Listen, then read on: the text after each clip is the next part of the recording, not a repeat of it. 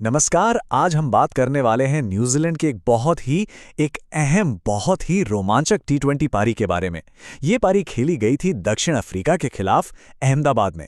और सच कहूं तो इस एक पारी में ना उतार चढ़ाव की एक पूरी कहानी छिपी है। एक शानदार शुरुआत, फिर एक विनाशकारी पतन, और उसके बाद एक अविश्वसनीय वापसी।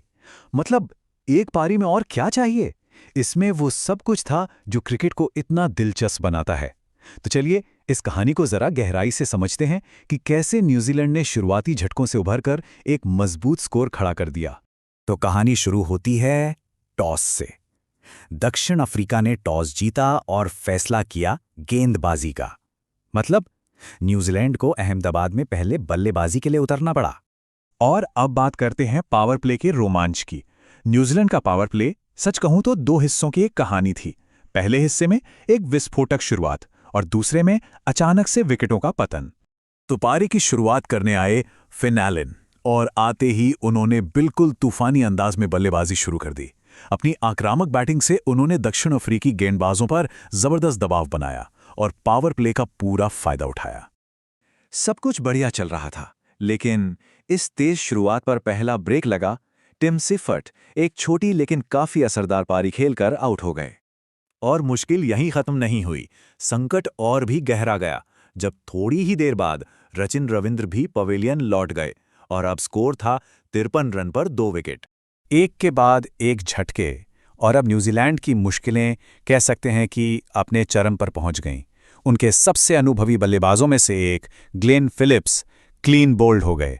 अब टीम सचमुच में बड़ी मुश्किल में थी। तो हुआ ये कि एक शानदार तूफानी शुरुआत के बावजूद न्यूजीलैंड की पारी बुरी तरह लड़खड़ा गई।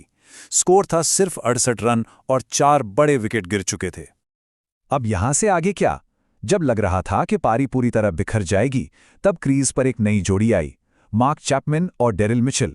और इन दोनों ने मिलकर जो किया वो था एक शानदार जवाबी हमला। ये कमाल की बात थी। इन दोनों बल्लेबाजों ने दबाव में बिखरने के बजाय एक आक्रामक रवैया अपनाया। चैपमैन ने आते ही हमला बोला, खासकर स्पिनर केशव महाराज पर।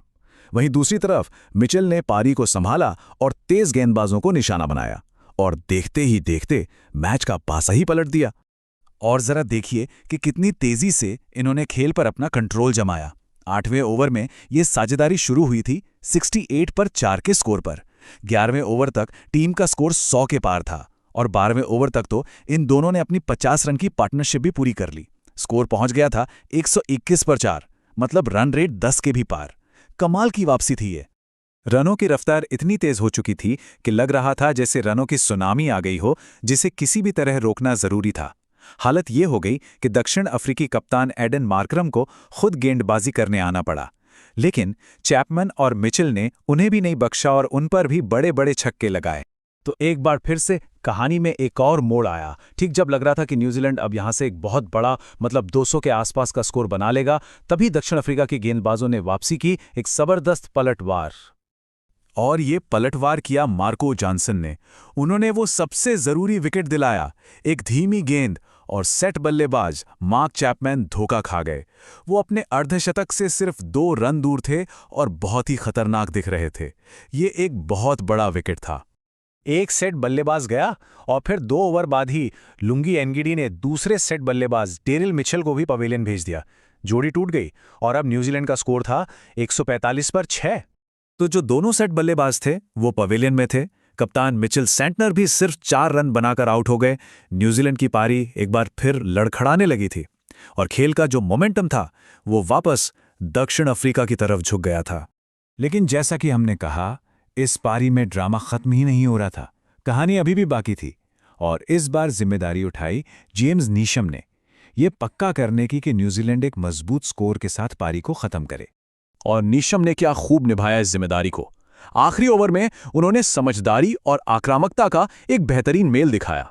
देखिए, पहली 4 गेंदों पर संभलकर खेला, स्ट्राइक रोटेट की, फिर 5वीं गेंद पर एक जोरदार पुल शॉट और चौका, और फिर पारी की आखिरी गेंद पर एक शानदार सीधा ड्राइव, एक और चौका। कमाल का फिनिश। तो जेम्स नीशम की 15 गेंदों पर 23 रनों की उस छोटी लेकिन बेहद अहम नाबाद पारी की बदौलत न्यूजीलैंड ने 20 ओवरों में 7 विकेट पर 175 रन बना लिए। ये एक ऐसा स्कोर था जो पारी के बीच में एक वक्त पर लगभग नामुमकिन सा लग रहा था। तो इस पारी के जो मुख्य किरदार रहे वो यहाँ हमारे सामने हैं। मार्क चैपमन के 26 गेंदों में 48 रन, डेरिल मिचेल के 24 में 32, फिन एलन ने जो तूफानी शुरुआत दी थी 17 गेंदों पर 31 रन, और अंत में जेम्स निशम 15 गेंदों पर 23 नॉट आउट, सब ने अपना अपना रोल खूब निभाया। तो नतीजा ये है कि बोर्ड पर लगे हैं 175 रन और दक्षिण अफ्रीका के सामने लक्ष्य है 176 रनों का। ये एक मजबूत चुनौतीपूर्ण लक्ष्य है और अब सवाल बस एक ही है, क्या दक्षिण अफ्रीका ये मैच जीत पाएगा? दूसरी पारी यकीनन बहुत ही रोमांचक होने वाली है।